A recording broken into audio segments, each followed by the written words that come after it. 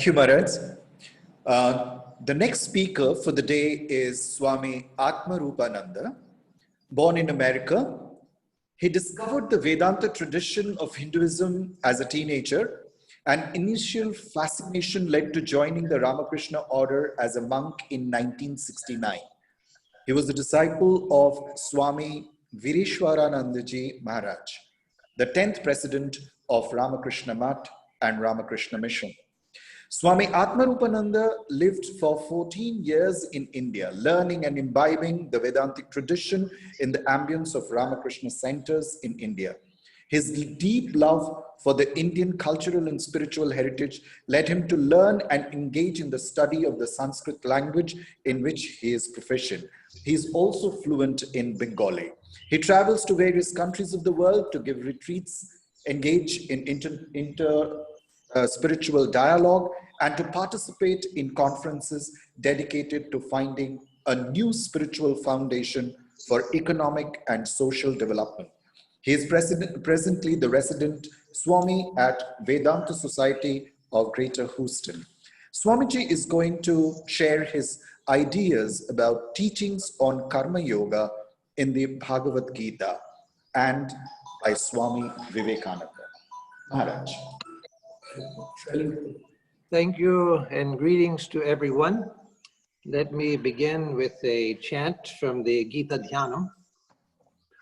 Om Yam Brahma Varunendra Rudra Marutastun Bandi Divyaistavai Vedai Sangapada Kramo Panishadair Gayanti Yam Samagaha Dhyanavastita Tadgatena Manasa Pashyanti Yam Yogino Yasyandam Navidu Sura Suragana Devaya Tasmai Namaha. So thank you to the organizers, thank you to Swami Atmarupananda ji for hosting this event, and for all of those who are helping to put it together, as well as to those of you who are in the audience, the Zoom audience. So my topic, as it was introduced, is Karma Yoga in the Bhagavad-Gita and in Swami Vivekananda, which is a very good and very important topic. In fact, there have been many people over the century plus since Swamiji's time that have said that Karma Yoga and his explication of Karma Yoga was one of Swami Vivekananda's greatest contributions. And so I won't argue for or against that, but there are many people who have, I won't argue for or against it now. I'll just leave it as a statement of a number of thinkers that Karma Yoga was one of his great contributions. So when we come to anything in the Hindu tradition, practically anything that we find in the modern Hindu tradition or in the long thousands of years of development of Hinduism, we can trace back, at least in seed form, to the Veda. And so with the ideas of karma and the idea of Karma Yoga. Just to give one example, which we're all familiar with, the Isha Upanishad begins, Isha Vasyam Idagga Sarvai Yatkincha Jagatyam Jagat Tena Tyaktena Bhunjita Magridha Kasya Svidhanam Evan Kurvan Deveha Karmani Jiji Vishat Chatagga Samaha Evan Tvainanyate Tostina Karma Lipyate Nare. So here, in these first two verses of the Isha Upanishad, we find some of the concerns that became the concerns and the basis of Karma Yoga. The last line of the second verse, which I just chanted, Evam Tvainanyate Tostina Karma Lipyate Nare. So there's no other way that you can live without karma affecting you negatively. That is nalipyate, so that karma doesn't negatively affect you. And so it was recognized in Vedic times that karma has the natural consequence of involving us in the world and in the cause and effect process, where one action leads to another action, which leads to another action, which leads to another action, and there's no end. And so in the Vedic times also it was recognized that karma, action, has this tendency of complication and of involvement and of bondage. But it's when we come to the Gita that we first find karma yoga fully explicated, fully developed as a science, as a yoga, as a practice. If we look at the Gita, first we see that the Gita came at the end of the Vedic age. It was still within the Vedic age, but towards the end of the Vedic age, at a time of transition. And one of the things we find historically in the history of human thought all over the world is that it's often when there is conflict of some sort, conflict in the thought world, that thinkers begin to formulate their ideas more formally and more intentionally. Because if you have a certain belief and someone else counters your belief, then you have to come up with a way to explain your belief, why I believe it, why I think it's true, why I think it's better than your idea, or why I think it's true even if your idea is also true. And so it's this conflict of thought which makes for the development and growth of ideas. That's why you see it's with the rise of Buddhism in India that the classical philosophies of India find their full expression. They all existed before that, but it was with the coming of Buddhism when suddenly you had to explain yourself. You had to be able to argue with others in rational terms and in convincing terms, that people began to think intentionally, purposefully, and clear-mindedly, rationally to put together systems of thought. And so I say that because that's important in the Gita. Because in the Gita we find that when Sri Krishna deals with karma, with action, and with the path of yoga, oftentimes in the Gita, as you know, yoga often refers to karma yoga. Sankhya often means jnana yoga, and yoga means karma yoga. And so in the Gita, you find that again and again, Sri Krishna is addressing the conflict between inaction and action. And so that shows that there was this awareness, even at that early time, of the conflict between action and inaction, between action and contemplation, between knowledge and action, jnana and karma. And so he addresses that. If there had not been a perceived conflict, there would have been no reason for Sri Krishna to address this problem. And so you find, and especially in the 3rd, 4th, and 5th chapters, Sri Krishna deals of the Gita, Sri Krishna deals specifically with this problem of the need for action. Why should we act? If the purpose is knowledge, if the purpose is self-knowledge, if purpose is to become absorbed in the highest self, in the knowledge of the infinite, identity with the infinite, then what place does action have? And so we find that this conflict between action and inaction, it obviously existed before the Gita, or otherwise Krishna would not have addressed it as a problem. And it continues down to the present day, all through the Hindu tradition. I don't consider that a flaw, a fault, a shortcoming. Rather, it's oftentimes a conflict between two paths of thought, which serve as the poles of a battery. If you have a battery, you have to have a positive pole and a negative pole. You can't go to the store, the dokan, and say, I want a battery, but I only want the positive pole because I don't believe in negativity. I just want the positive pole. Well, you're not going to get it. You get the positive and negative pole, and it's the tension between the positive and negative that generates tremendous energy. And so it's oftentimes the tension between two different ideas that generates the energy of a tradition. You could point to such conflicts in Christianity, Buddhism, Islam, and in the Vedanta tradition as well. So again, a conflict which is positive and productive of great things. So you find that there was the conflict between renunciation of the world and engagement with the world. There was conflict between seeking Nishreyasa and Abhyudaya. Conflict between Pravritti Marga and Nivritti Marga. Conflict between giving up of mandated actions, mandated by the Veda and other scriptures, and fulfilling one's duties. Conflict between sannyasa and marriage, even in spiritual traditions. You find in some spiritual traditions that they emphasized everyone, even in Hinduism, that marriage was the path that people should follow. And others emphasized sannyasa, and some had a balance between the two. So you find this apparent conflict between the path of knowledge and the path of action, which Sri Krishna deals with. But before I come back to Sri Krishna, let me move forward to the time of Shankaracharya, because that's been the source of what I think is a lot of misunderstanding. Because Shankaracharya, he said that you cannot have jnana karma samuchaya. You can't have the union of knowledge and work. That knowledge goes against the very foundation of work.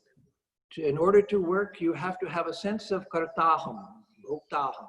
I am the doer and I'm the enjoyer of the fruits of my doing. And it's only with the sense of being a doer that we engage in action.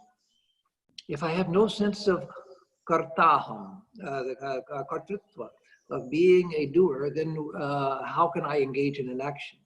And so in knowledge, you cannot have the coexistence of the foundation, the very foundation of action.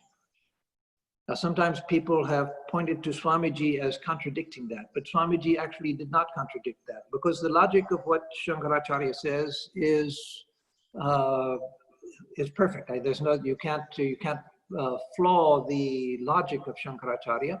And Swamiji said once to Sharachandra Chakravarti that he agreed with Shankara that even if you follow karma yoga, there comes a point where there must be knowledge given. That just chitta shuddhi, just purification of the mind is not enough. There must come knowledge. Now I'll come back to that in a little bit, but it's important to see the teachings of Shankaracharya about knowledge and action in the historical context of his life, because in his time, the Mimamsika, Purva Mimamsikas, they were ascendant. And they were saying that the purpose of the Veda is to enjoin action. And so that was one of the strong arguments of his time that he had to argue against. And so there was a historical necessity for his giving so much emphasis to the contradiction between the highest knowledge and action. But if you look at the life of Shankaracharya, who was more active than Shankara?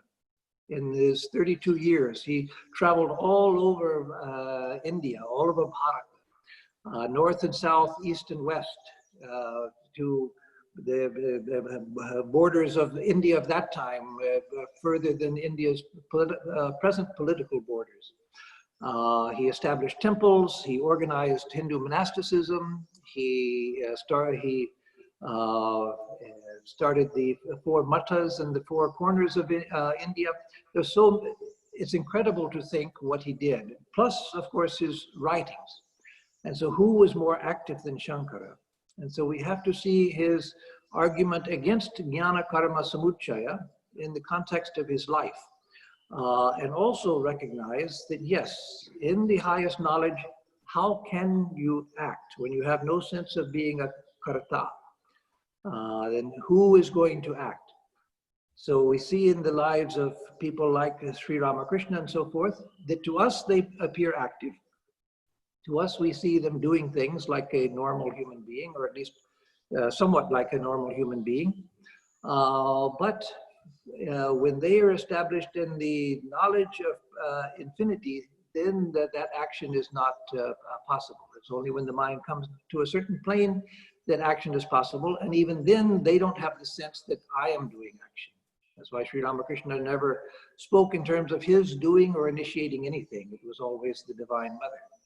And so, again, this conflict between karma and jnana that is seen between Shankaracharya and Swami Vivekananda, I think that is greatly overblown, or in fact, it's non-existent. If we look at Shankaracharya's life and the historical context in which he taught, and the life of Swamiji and the historical context in which he taught, and also Swamiji's statements, that yes, I recognize that Chitta Shuddhi is not enough, that there has to be knowledge also, Swamiji said. So, when we look at the acharyas, the traditional acharyas, not just Shankaracharya, but other acharyas of Vedanta,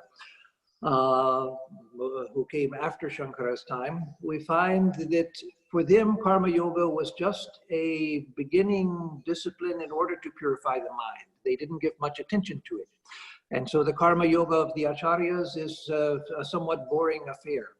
I doubt that anyone reads about the Karma Yoga as described by the traditional acharyas and thinks, oh, that's my path.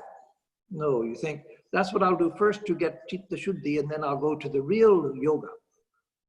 And so the focus in describing Karma Yoga among the acharyas was on Varnashrama Dharma. And so it was in a very culturally specific context.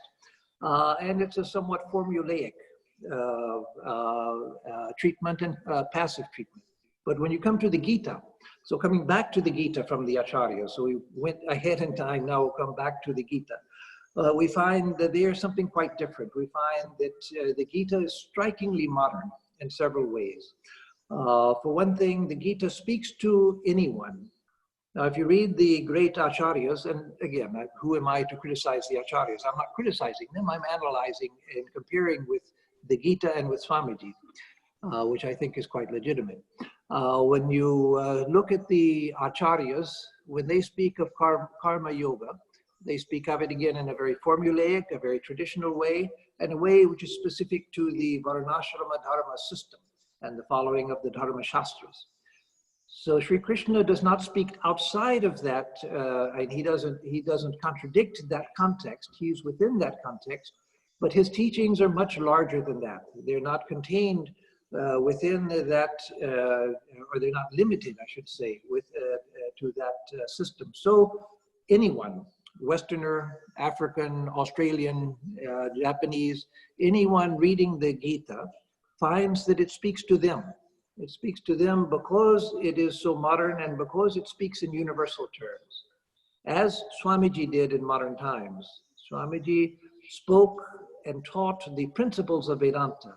And you find that is what Sri Krishna does. That's why the Gita is so popular, not just in India, but outside of India as well. So it speaks in terms of principles that are universal, that are not culturally circumscribed. It speaks to everyone. It speaks of work. Though it speaks of, yes, Swadharma in the context of Varnashrama Dharma, but again, it doesn't limit its discussion to that. Anyone reading it can feel that, yes, Swadharma is something that I can find. Even now in India, where the Varnashrama Dharma is existent only in a seed state. The sons of Brahmin Pandits are now doctors and lawyers and business people and so forth. So even in India, where it exists in seed state, still when you read the Gita, you feel it's teaching me about the nature of action. It doesn't matter whether I'm in India, whether I'm in America, whether I'm in Japan or China. It's teaching me about the nature of action and how to act in such a way that I can be free. So Sri Krishna sees Karma Yoga as a discipline in itself. So again, that's what one of the remarkable things about the Gita is. At that early time, that Sri Krishna developed Karma Yoga as a system in itself. Earlier than that, in the Vedas, in the Vedic period, yes, the ideas were there. In seed form, all of the ideas were there. But what Sri Krishna did was to bring them out and develop them, and develop it into a system with its own methods, its own principles, and its own goal. And so the methods which Sri Krishna teaches, and then I'll come to Swamiji. The main methods which Sri Krishna teaches, all of you know them, but just to bring them into this discussion. Central, of course, is the idea of non-attachment. That's central to everything Sri Krishna teaches in the Gita. Tasmara sakta satatam karyam karma samachara asakto hyacharan karma paramapnoti purushaha. That therefore, being non-attached, perform your duties, Arjuna, because through non-attachment, people in the past, the ancient ones, have also attained to perfection. And so non-attachment is a theme running throughout the Gita. Then the absence of the kartritva and bhoktritva, which I mentioned already, the absence of the idea that I am the doer and I am the enjoyer of experience. So like prakrite kriyamanani gunai karmani sarvashaha karta ahamkara vimudhatma karta ham iti manyate. So there Sri Krishna says that the gunas of Prakriti, the actions of the gunas of Prakriti are responsible for all action.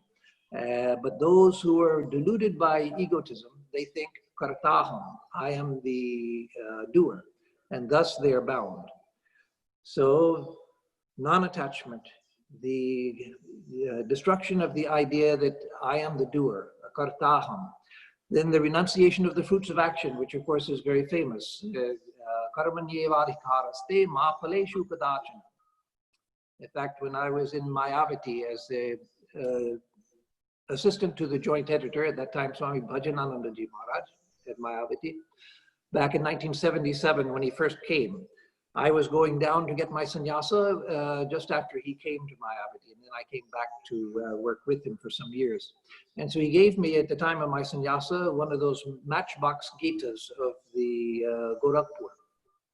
And with it, he gave me a stamp. India had come out with a Gita stamp, its first Gita stamp, which had a crimson red background and a golden image of the chariot with Sri Krishna teaching Arjuna. And on it, it had this half verse, Karmanyevadhikaraste ma phaleshu kadachana. Yours is the right to work alone, not to the fruits of action. So one of the most famous passages in the Gita. That's also one of the most difficult things to really understand, because everything we do has a motivation.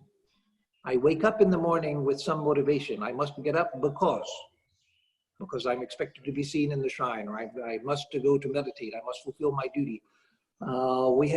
Everything that we do has a motivation behind it, and a personal motivation behind it. So how can I work without motive? So that is one of the foundations. Another, of course, is equanimity. Samatvam yoga uchyate. The yoga is known as equanimity. So through the Gita, again and again, Sri Krishna speaks about equanimity. And sukha dukkhe same kritva labha labho jaya jayo. And then ihayavater jita sargo yesham samye sitam manaha. So all of these statements of the Gita emphasize that evenness of mind, equanimity of mind, is essential. And in fact, samatvam yoga uchyate, yoga, which again in the Gita most often means karma yoga. So karma yoga means equanimity in the midst of action. And then same-sightedness, which is similar to samatvam, but a little different. Vidya vinaya sampanne, the famous verse, Brahmane gavihastini shuni chaiva shwapakecha pandita samadarshina. That those who see the same Brahman, in the Brahmin and the cow, in the elephant and the dog, in the Chandala, etc., such are established, such wise people are same-sighted and established in truth. So, and then another of the teachings in the Gita is on the devotional side, because all of the different aspects of religious life are at least touched on in the Gita, and the devotion, of course, is highly developed there. So that yat karoshi yarashnasi, yat jahoshi dirasi yat, etc. That whatever you do, whatever you eat, whatever you offer, whatever you give, whatever you offer in worship, do all of that madarpanam as an offering to me, and you'll be free. So these forms are the basis of Sri Krishna's teaching of karma yoga: non-attachment, the absence of the sense of kartaham, bhoktaham, renunciation of the fruits of action, equanimity, same-sidedness, and offering the fruits of our action to God. Now, when we let me come to Sri Krishna and Jnana Karma Samuchaya. To some, it may seem, perhaps not to any of us here, but to some it may seem that the Gita teaches Jnana Karma Samuchaya, because the Gita is always talking about Tasmad Yudhyasva Bharata, therefore stand up and fight. Uttishta Kaunteya, stand up, O Kaunteya. Fight without fever, Vigatadjvara, fight without fever. And so teaching Arjuna the nature of the self and telling him at the same time to act. But how does Sri Krishna harmonize the contradiction between action and jnana? Well, the main way he does it is shown in one of the verses in the third chapter. Yes, the third chapter. Karmanya karma yatta sheda karmani cha karma yaha. So buddhiman manusheshu. No, that's the fourth chapter. That's the fourth chapter, I believe. Anyway, so buddhiman manusheshu. So yukta krishna karma krit. So one who sees action in inaction, and inaction in the midst of action, such a one is the wise one and the doer of all action. So Swamiji often quoted that verse. So the one who sees action in inaction, that is when they're completely non-active, the consciousness is fully awake and alive, as Swamiji explains it. And when they're active, they are inactive. That is, they are established in inactivity.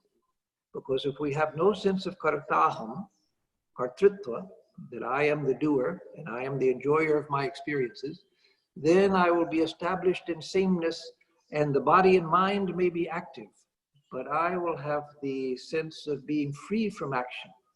We see that in the lives of great souls, like, to mention someone outside of our tradition, but a Vedantin, Ramana Maharshi, who was established in that knowledge.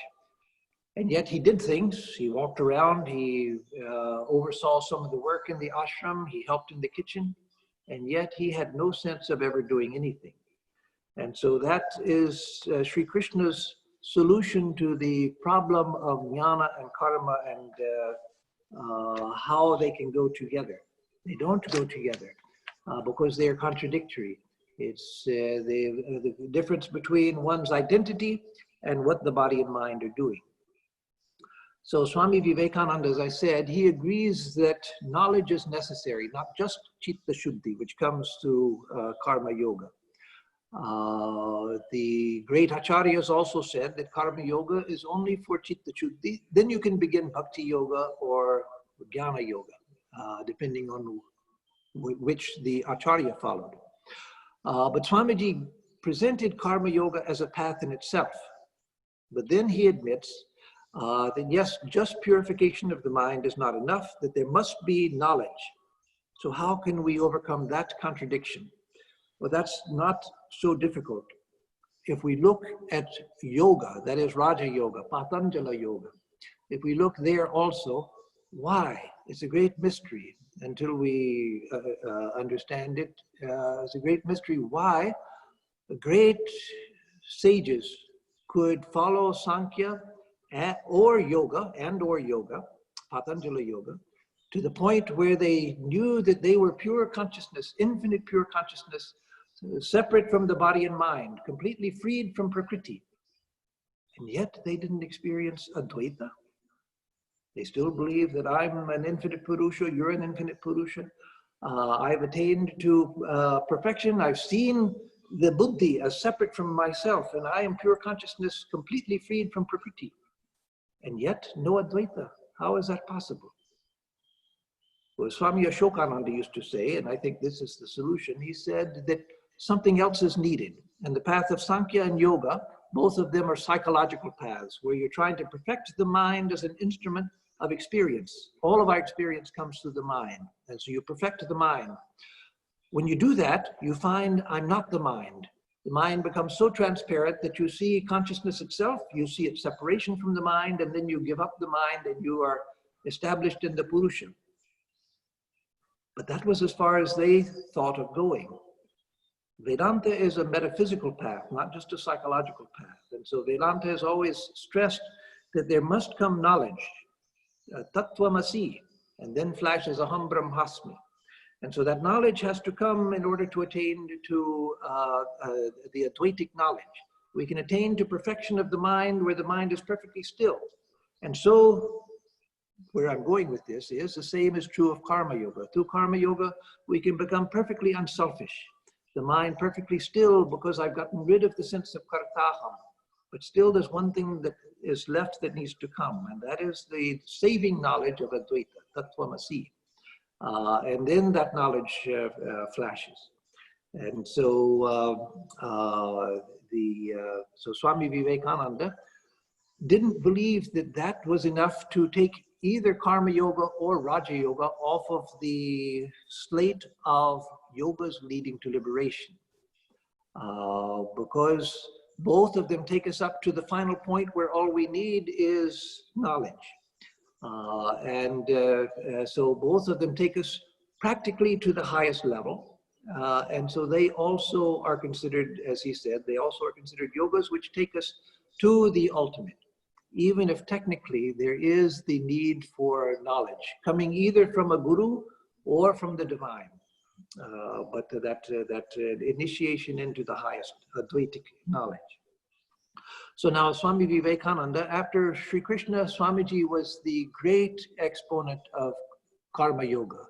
In between, you find some who spoke about Karma Yoga, like the Yoga Vasishta, starts with the conflict between action and knowledge and says that both are necessary. But you don't find Karma Yoga developed further after the Gita.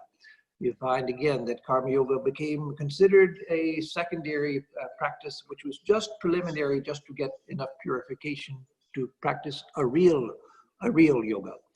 And but in Swamiji, you find that Karma Yoga comes alive. He again treats it seriously as a discipline in itself and as one which can take us to liberation with the qualification I've already mentioned.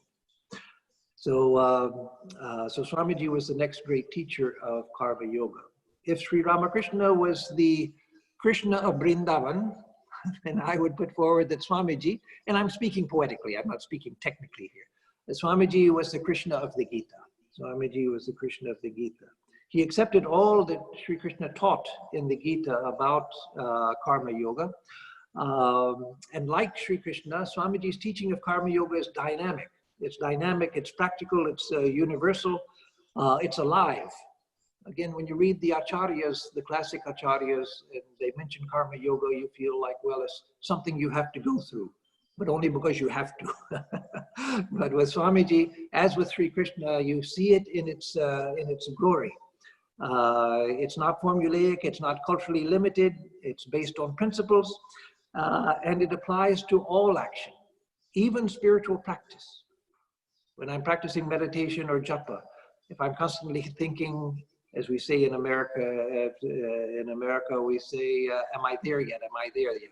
Little kids in the car going on a trip. Before you even get out of the city, the kids are asking, are we there yet? And so practicing meditation or japa, we start thinking, am I there yet? Am I there yet? Am I going to have a vision today? What's going to happen?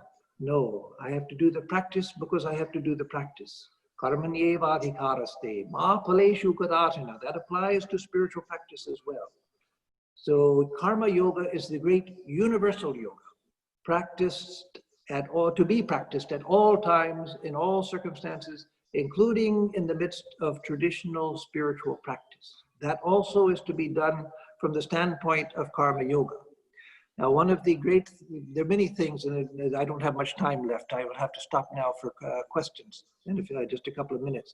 But Swamiji gave a wonderful definition of work in his Karma Yoga, which gives us a lot of insight into his idea of karma. He says, every mental and physical blow that is given to the soul, by which, as it were, fire is struck from it, and by which its own power and knowledge are discovered, is karma.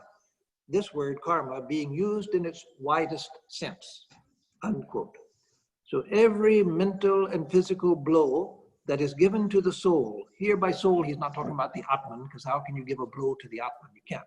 But he means to the inner being, the inner person, the mind, etc., the buddhi, the sleeping consciousness, the kundalini, and the buddhi at the least.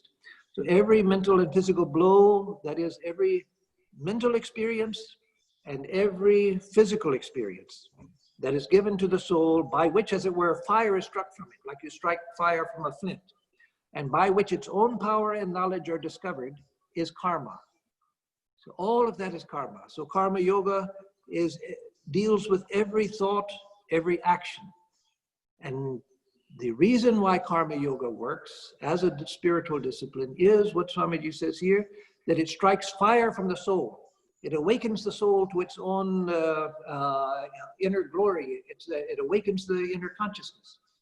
In fact, karma yoga is also, it can be said, it's the universal yoga because it's practiced at all times and in the midst of all of the other yogas. The attitude of karma yoga is necessary. It's also the everyday yoga because there's no times are set, no rites are needful. It can be practiced at all times of the day and night. And it is the great experimental yoga. Karma yoga is the experiment with reality. That is with, I don't mean with reality in a Vedantic sense of Brahman, but knowing what this world of experience is. It's through karma yoga that I learn what all of this is and who I am in the midst of it and what my relationship to all of this is. The baby, from the time it's born, is experimenting with reality. The baby, his first organ of experience is mainly the mouth. So everything that it gets a hold of, it puts in its mouth. Its hands, eventually it finds its foot and puts its foot in its mouth. Toys, everything go in the mouth. And so the baby is experimenting with reality. And so karma yoga is formalizing that experimentation with reality so that it gives us true knowledge of what reality is. And so that is one of Swamiji's great contributions to karma yoga. Another contribution to Swamiji, and again, I'll stop for questions in just a moment. Another contribution which Swamiji got from Pauhari Baba was pay as much attention to the means of work as to the end. Usually we're attracted to the final result. We want the result, and so I'll go through the process of doing what I have to do, but that's what I want. I want the end of it. This is just something I have to do because I have to do it, and I don't want to do it, but there's no way I'm going to get to the good thing until I get this over with. No. Pauhari Baba said, pay as much attention to the polishing of the puja vessels as to doing the puja itself. That was Pauhari Baba's instruction. But Swamiji, because of his great intelligence, he perceived what it was that Pauhari Baba was saying. He didn't take it as just, oh, okay, when I go to polish puja vessels, I'll have to remember that I should do that like I'm doing the worship. No, it was a general principle. Pay as much attention to the means of action as to the result. And Swamiji even says that you can, once you have the goal set and you have the means understood, then you can practically forget about the goal and just perfect the means. Just pay your attention to that. So that was another great contribution of Swamiji. His idea that unselfishness is freedom. So all of these ideas in Swamiji, yes, you can find them in the Vedas, you can find them in the Upanishads, in the Gita. But it's one thing to have the seed of an idea. It's another thing for a great mind like Swamiji to see the tremendous implications of a seed idea and to bring them out. And so that's what Swamiji did. So the idea of selfishness, unselfishness is freedom. And that the complete unselfishness is really expansion into the infinite. That the person who is totally unselfish is the largest person because they have identified with the totality. And so the great importance of unselfishness, which, yes. All great spiritual teachers have known that. But Swamiji pointed out why and what the results of unselfishness are. The emphasis on strength that Swamiji gave. Again, I'm out of time now, so I won't quote them, and you all know them. The verses 2 and 3 of the second chapter of the Gita, which most commentators, including Shankaracharya, didn't even comment on. Swamiji says that those are the essence of the Gita. Why? Not because they're the highest spiritual teaching. Kutastva kashmalamidam vishame sumapastitam, etc. Whence has come this faint-heartedness over thee? It's anarya jushtam. It's unworthy of an arya like you. So Sri Krishna is scolding Arjuna for his weakness. And Swamiji says that is the essence of the Gita because of Swamiji's constant emphasis on strength. The strength is virtue. Strength is all that is good. All sin is weakness. And so the emphasis on strength in Swamiji's Karma Yoga, the emphasis on the worship of God and man. Yes, tvam stri, tvam pumanasi, tvam kumara utava kumari, etc. That was recognized from the Vedic times. But Swamiji, Sri Ramakrishna before him, and Swamiji brought it out fully, this idea of the worship of God in man. So that is a new path which he has put as a spiritual path, not just as a realization, but as a spiritual path. And the worship of the samashti, the worship of all of this, the visible God, the visible Brahman, as Swamiji said, everything here is that reality. So that is a direct worship. As Swami Gambhiranandaji used to tell us when I was in training center, he said that in the Karma Yoga of the Gita, Sri Krishna teaches us to surrender the fruits of our action. But in the Karma Yoga of Swamiji, there's not an action with fruits and then a deity to offer them to. The action itself is direct worship. So there's not something secondary, which are the fruits. You do the action and then you get the fruits and then you go take them over to the altar and give them to God. No, your action itself is the worship. And so it's direct worship. And then, well, that's enough. Let me stop here and take the remaining, I think, 15 minutes or so for questions. Thank you so much, Swami Atmarupananda ji. Our pranams. Your talk has mesmerized everybody into silence. Nobody is asking questions. I mesmerized or put them to sleep. Waking up as a yogi. A yogi wakes up in the night when everybody is sleeping. It's night. It's midnight there, I know. So I have, yes, yeah. I have a couple of insights to share. Yes, please. So I got some insights from my acharyas. One is from Swami Mukhananda, who taught us in the training center. He said, Swamiji's idea of the end and the means should be made one is reflected in Satyameva Jayate Ananritam, Satyena Pantha Vitato Devayana. Satya is the truth, that is the goal, and Satyena Pantha Vitato Devayana. The whole path to Satya is also strewn with Satya. Ah, that's beautiful. It's also Satya. Satyena Pantha Vidato. And ultimately it leads you to the ultimate truth, which is Satyam Jnanam Anantam Brahma. So the means travel through truths into truth. So Swami just said you travel from the lower truths to the higher truths. So the path is also the same as the goal. Ah, yes. Second insight I got from Master Mahashaya's conversations, Srima Darshan, they're interpreting the Taittiriya Upanishad verse, Tapasa Brahma Vijigyasasva Tapo Brahmeti. He says, you see, Tapasa Brahma Vijigyasasva, tapas is the means, tapasa. Then what is the goal? Tapo Brahmeti. The goal is also.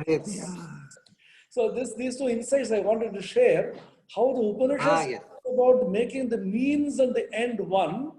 If you know tapas itself is Brahman, then you will be engaging yourself in tapas as the means also. The second insight from the Ashtavakra Samhita, which perhaps influenced Swami Vivekananda when we interpreted the pravritti and the nivritti in the Karma Yoga. Unlike Shankaracharya, who said pravritti is engaging in work and nivritti is going away from work. Yes. Swami Vivekananda said, go to the root vritta dhatu, pravritti is cycling away from, nivritti is cycling towards. So he says, nivritti moving away from what? The little egoism. So this, I could trace this to a beautiful verse in the Ashtavakra Samhita. Swamiji was highly influenced by it. Perhaps he was influenced by this. Ashtavakra Samhita says, Nivrittirapi mudhasya pravrittirupajayate pravrittirapi dhirasya nivritti phaladayini. For a murkha, for a mudha, when he is deluded, when he is ignorant, even though he may think he is engaged in nivritti marga, actually he is in pravritti only because he has a sense of I. Yes. For a dhira, a person, a viveki, a jnani, although he may seem to be engaging in pravritti, actually he is in nivritti marga only. So this is exactly what Swami Vivekananda emphasized in the Ramakrishna tradition, that all the sadhus working, they are actually nivritti marga, not pravritti marga. The third insight I got from the revered Swami Smarananandaji, the present president, when he used to teach us the Gita, Shankara Bhashya, in the beginning of second chapter, Shankara is a masterly introduction.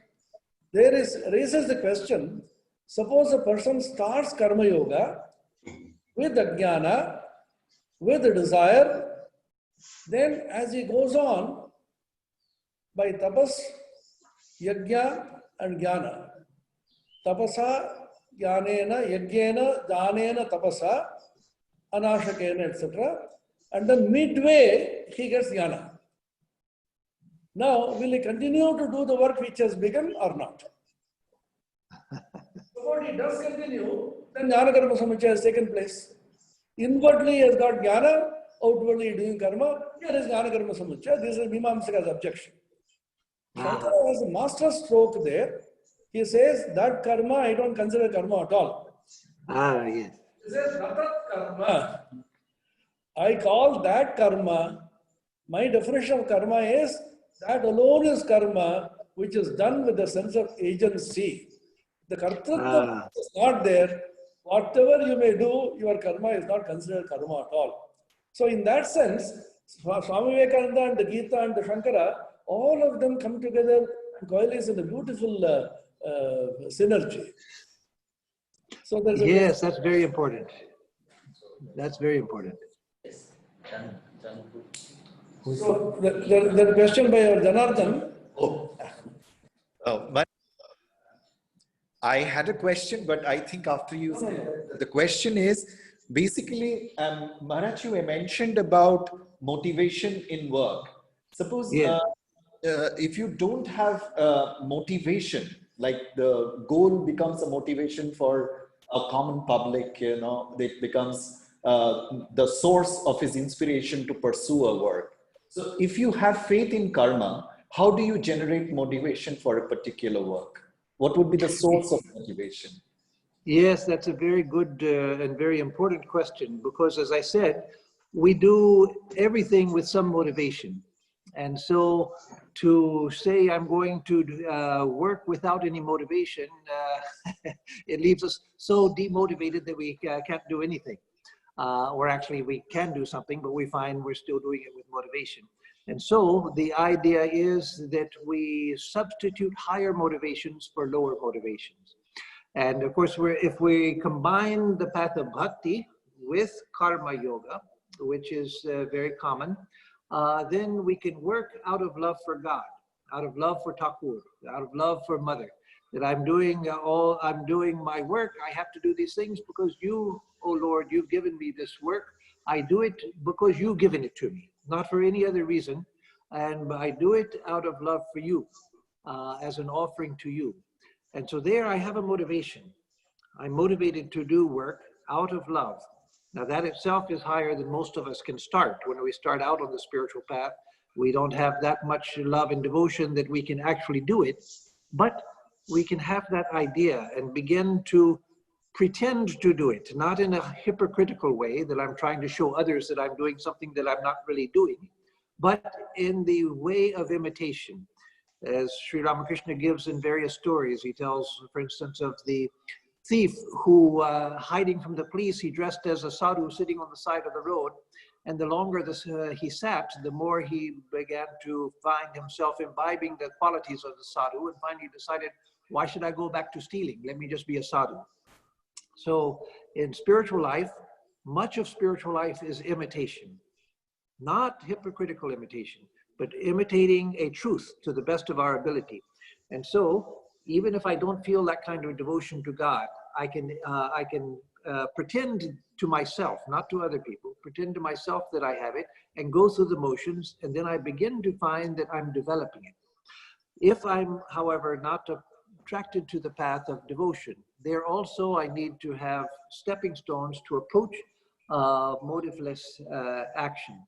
So Swamiji says one thing is to work just out of a sense of freedom. All of us find that we have to do work, as that Sri Krishna deals with in the 3rd chapter of the Gita. Nahi kasti kshanamapi jatutishtatya karmapit. You can't remain even a moment without doing action.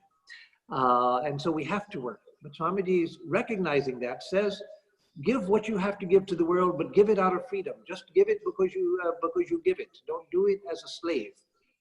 Another thing I learned about this from Swami Swarupananda ji, Chintaharan Maharaj, a disciple of Holy Mother that some of you knew.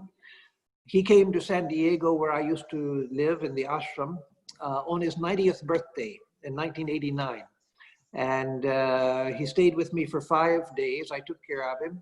And one day, I introduced him to a woman who cleaned up the ashram, the public parts of the ashram every Tuesday. I said, Maharaj, this is Antoinette. She cleans every Tuesday as her devotion to Thakur. He said, oh, I'm so glad to meet you. So happy to hear about the work that you are doing. But always remember, it's not the work that you are doing that's important. It's who you are becoming through the work. And so that is a wonderful motivation if we can develop it. That is, let me do everything that I have to do, that which is in front of me that has to be done. Let me do it with the motivation of becoming a better person.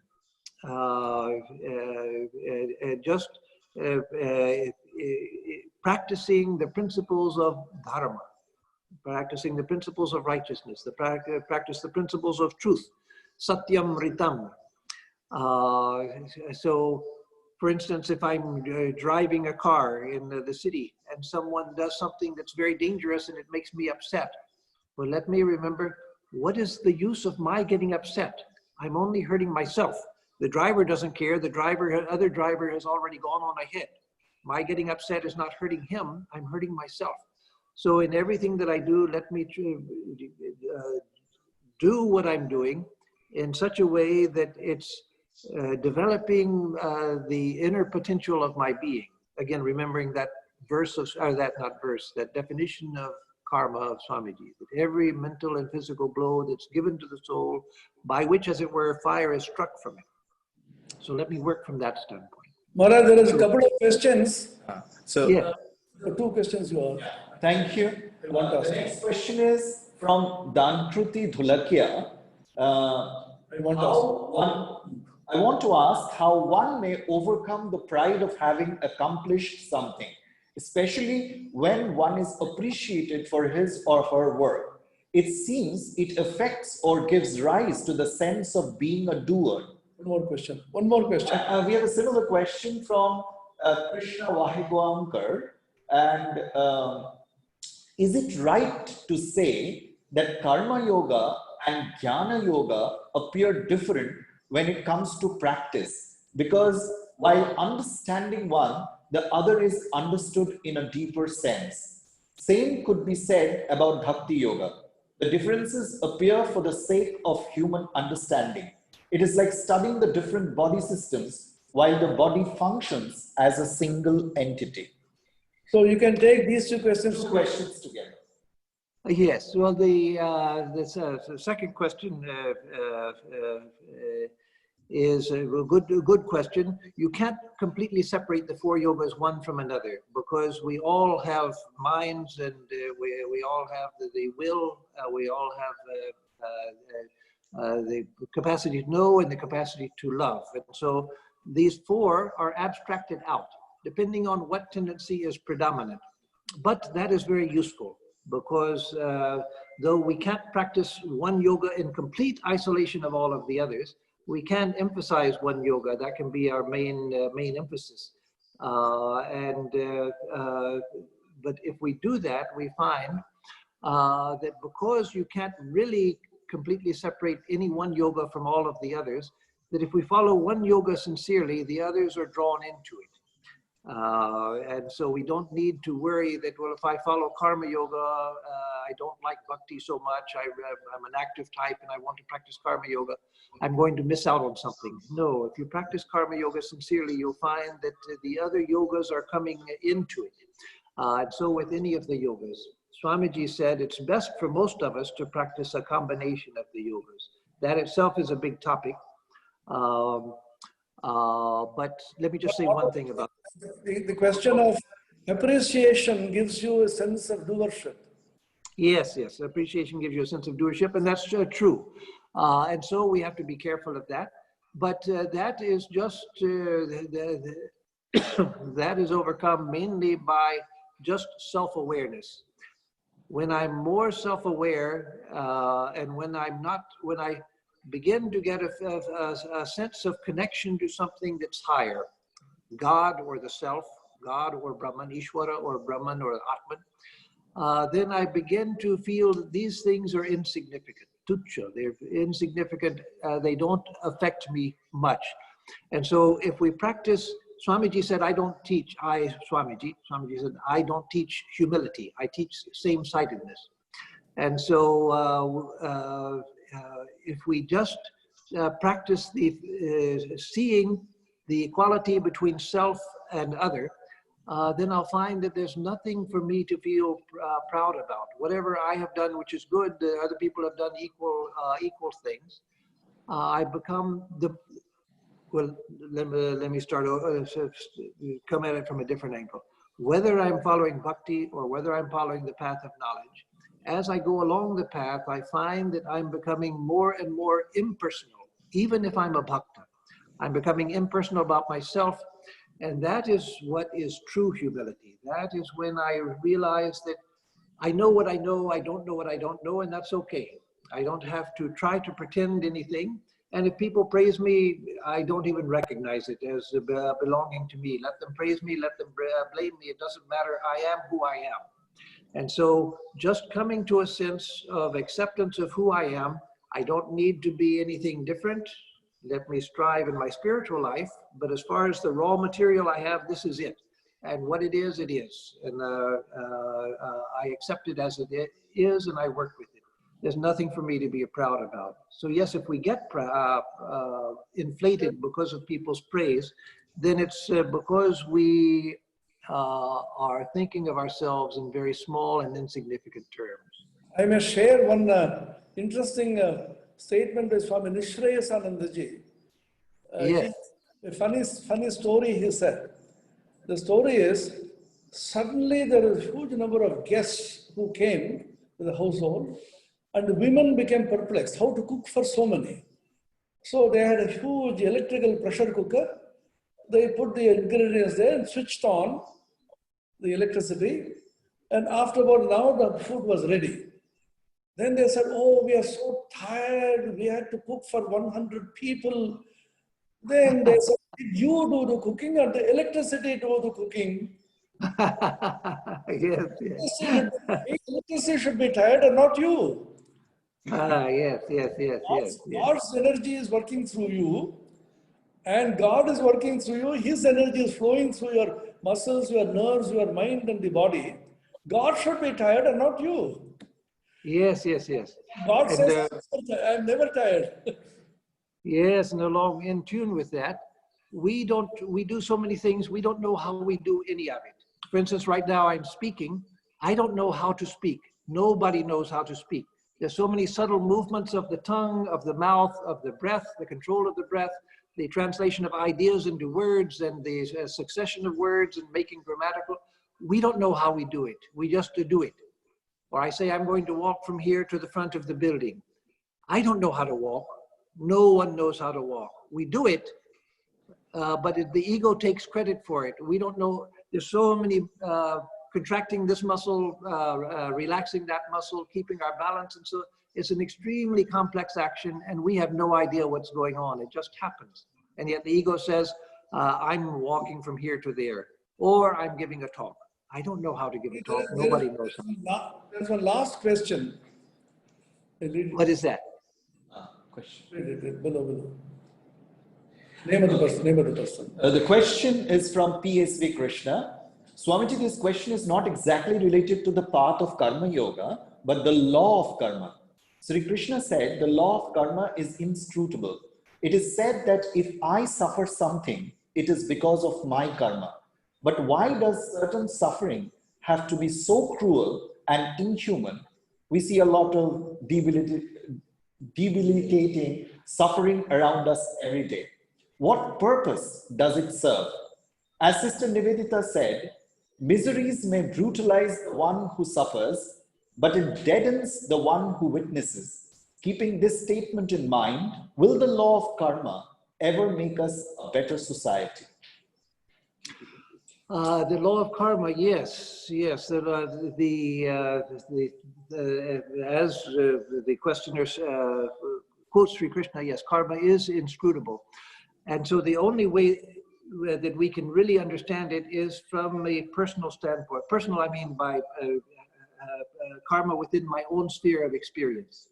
If I try to understand the karma which is causing someone else's experience, I'll never do it unless I'm a great sage like a Paramahamsa. Then I may be able to see the person in their totality. But from here, I can't understand the workings of karma in someone else, and to try to understand it is fruitless. So let me try to understand my own experience from the standpoint of karma.